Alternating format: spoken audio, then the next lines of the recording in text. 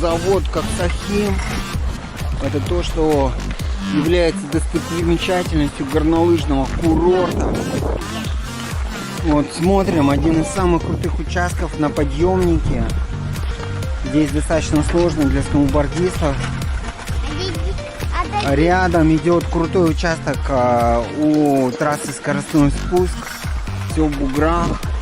Параллельно идет кресельная дорога.